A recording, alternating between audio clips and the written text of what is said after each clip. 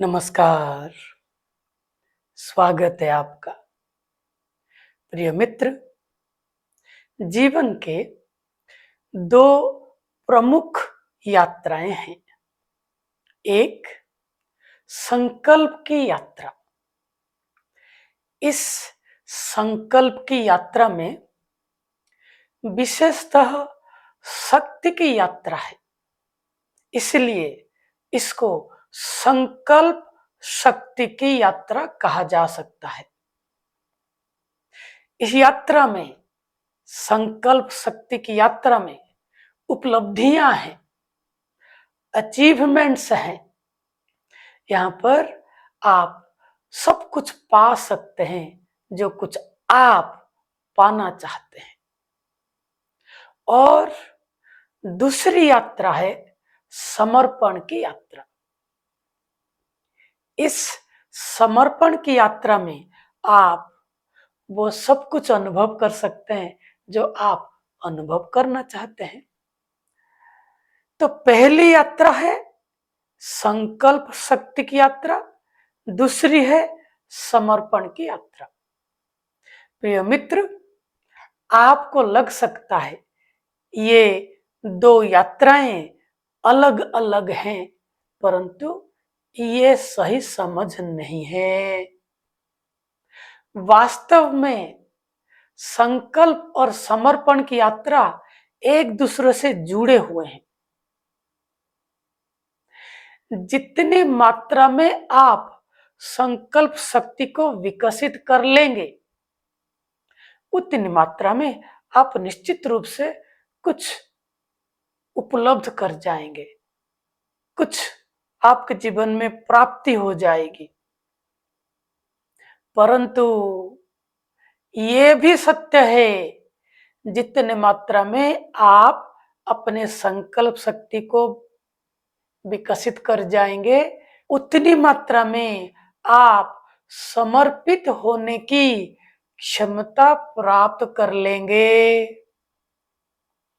इसका यह अर्थ है, समर्पण करने के लिए भी शक्ति चाहिए। संकल्प और समर्पण एक दूसरे के पूरक हैं। थोड़ा विचार करते हैं। कुछ भी आप पाना चाहते हैं, एक घर, एक गाड़ी, कुछ अच्छे जगह पर भ्रमण करना, अगर आप चाहते हैं तो उसके लिए आपको प्रयत्न करना पड़ेगा। उस प्रयत्न को अगर सघन ढंग से किया जाए तो उसी को संकल्प कहते हैं। सामान्य ढंग से प्रयत्न करने पर शायद आप जो चाहते हैं वो ना पा सके, परंतु अगर संकल्पित होके करेंगे तो पाने की चांसेस बढ़ जाते हैं। ऐसे ही, क्या आप अच्छे मित्रता नहीं चाहते? अच्छे मित्र के लिए समर्पित होना पड़ता है। क्या एक प्रेमी या प्रेमिका नहीं चाहते हैं अपने जीवन में? अगर हाँ, तो उसके लिए समर्पित होना पड़ेगा। क्या आप एक अच्छा शिक्षक या गुरु नहीं चाहते? हाँ, तो उसके लिए उनके ऊपर समर्पित होना पड़ेगा। उस समर्पित होने के लिए शक्ति चाहिए। जैसे कि आपके शिक्षक या गुरु आपको डांट दिए, वो डांट को सहना पड़ता है, सहने के लिए शक्ति चाहिए। प्रेमी या प्रेमिका में कुछ मिसअंडरस्टैंडिंग्स हो जाते हैं, परंतु रिश्ते बचाने के लिए और रिश्तों को मेंटेन करने के लिए शक्ति चाहिए। उसी को तो संकल्प शक्ति कहते हैं।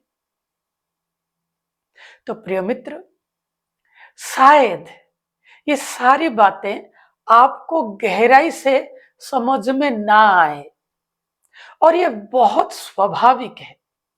क्यों?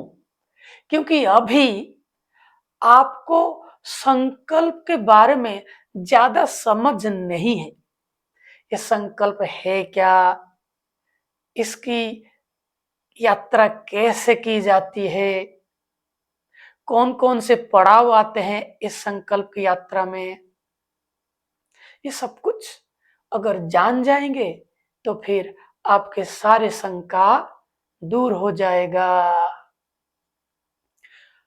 और अभी ये भी नहीं पता, गहराई से नहीं पता कि समर्पण क्या है, समर्पण करना होता है या समर्पण घटित होता है,